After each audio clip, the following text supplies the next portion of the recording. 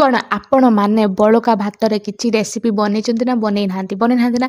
ଚାଲନ୍ତୁ ଆଜି ମୋ ଗାଁ ଷ୍ଟାଇଲ୍ର ମୁଁ ବନେଇବି ଆମ ବଳକା ଭାତରେ କିଛି ନୂଆ ରେସିପି। ଚାଲନ୍ତୁ ପ୍ରଥମେ ଭାତରେ ଆମେ ଟିକେ ବେସନ ପକାଇଦେବା, ତାପରେ ଆମେ ତାକୁ ପକାଇଦେବା ଟିକେ ଭୃଷୁଙ୍ଗା ପତ୍ର ପକାଇ ସାରିଲା ପରେ କାଟି ରଖିଥିଲି ପିଆଜ ତାକୁ ପକାଇଦେଲି, ତାପରେ ଟିକେ ପକାଇଦେଲି ଲୁଣ, ତାପରେ ମୁଁ ଟିକେ ପକାଇଦେଲି ହାଲକା ଟିକେ ମାତ୍ର ପକାଇବା ହଳଦୀ ଗୁଣ୍ଡ, ତାପରେ ଟିକେ ଲଙ୍କା ଗୁଣ୍ଡ, ତାପରେ ପକାଇଦେବେ ଟିକେ ଜିରା ଗୁଣ୍ଡ ପକାଇ ସାରିକି ଭଲ ଭାବେ ତାକୁ ରିଫାଇନ୍ ତେଲ ଟିକେ ପକାଇବେ। ରିଫାଇନ୍ ତେଲ ପକାଇ ସାରିଲା ପରେ ତାକୁ ଥାଳିରେ ଟିକେ ତେଲ ପକାଇ ଚାରିଆଡ଼େ ଟିକେ ମେଲେଇ ଦେବେ। ମେଲେଇ ସାରିଲା ପରେ ତାପରେ ମିକ୍ସ କରି ରଖିଥିଲେ ଯେ ଭାତକୁ ବେସନ ସହିତ ମିକ୍ସ କରି ରଖିଥିଲେ ତାକୁ ପ୍ଲେଟ୍ରେ ଏମିତି ରଖି ଛୁରୀରେ ପିସ୍ କରି କାଟିଦେବେ। ଆଉ ତେଲ ଗରମ କରିକି ପିସ୍ ଏମିତି ଗୋଟା କରି ଛାଙ୍କିବେ, ପୁରା କଡ଼କଡ଼ିଆ କରିକି ଛାଙ୍କିବେ। ଆଉ ଏବେ ଆମର ପୁରା ପ୍ରସ୍ତୁତ ହେଇଯାଇଛି କୁଡ଼ମୁଡ଼ିଆ ବଳକା ଭାତରେ କ୍ରିସ୍ପି ପକୋଡ଼ା।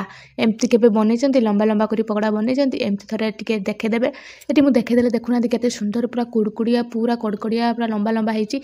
ଏମିତି ଟିକେ ଟମାଟୋ ସସ୍ରେ ମଡ଼େଇ ଦେବେ, ଆଉ ଏମିତି ପ୍ରକାର ଟିକେ ମଡ଼େଇ କୁଡ଼କୁଡ଼ିଆ ଖାଇବେ। ଆଉ ମୁଁ ତ ଖାଇକି ବହୁତ ଟେଷ୍ଟ ଲାଗିଲା। ବଳକା ଭାତରେ ଏମିତି ବି ହେଇପାରେ।